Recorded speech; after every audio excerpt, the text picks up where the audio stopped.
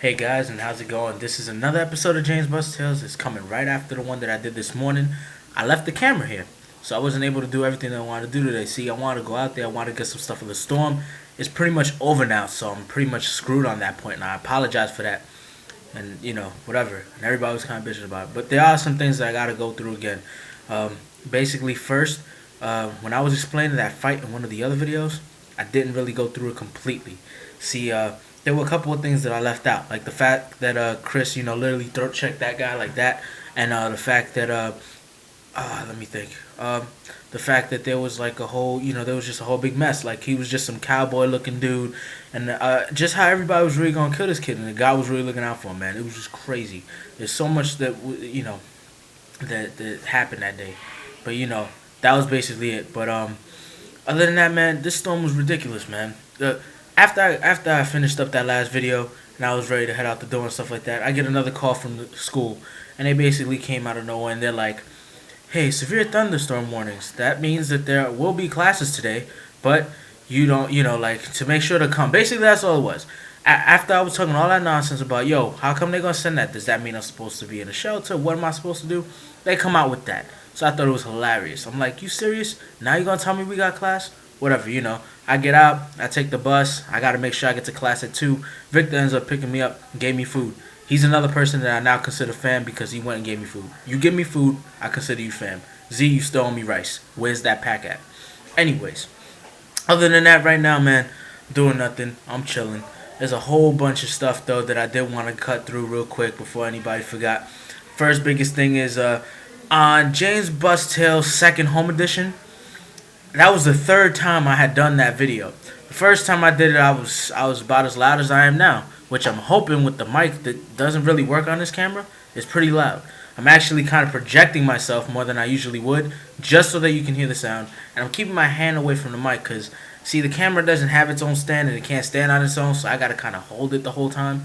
So I got to make sure that it's able to stand on its own and, kind of stay, still. And try to stay away from the mic. And hopefully it's going to come out good.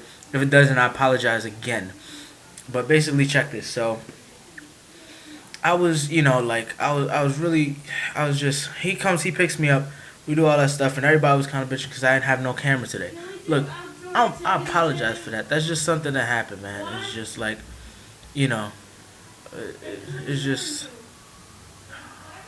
it was just like, basically, it was just like, what am I gonna do with all this nonsense, man? Cause all right, I didn't have the camera. Everybody kind of wanted me to bring it, and I'm like, look, I didn't have it. I left it at the house.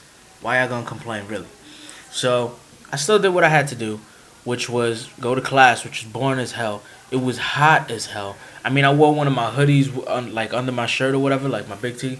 It was probably the worst mistake I ever made. It was like 9,000 degrees outside today. How am I supposed to even breathe or whatever and do what I gotta do? I was like, get the fuck out of here, man.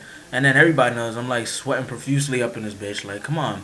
So I had to deal with sweating. And then, it was like I missed the bus because I ended up having to change the shirt. So I just had my big tee on.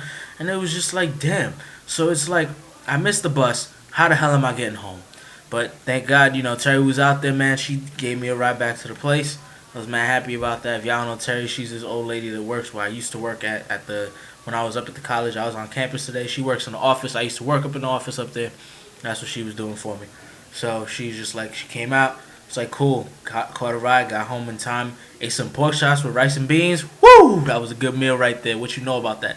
All my Spanish people say, that's what's up in Spanish. I ain't going to say it for you because I don't know how to say that exactly. And I know that sounds weird coming from somebody that is Spanish that you thought was black but isn't. But that's what I did. So, yeah. That came as a surprise to you that I'm Spanish. Yeah, I don't know. It's just I'm 100% Puerto Rican, which is 100% mutt. Cause in case you didn't know, that's basically what a Puerto Rican is. But look, that was all I pretty much had to say. So y'all know how it is. I'll catch y'all later on next episode. Hello, end recording.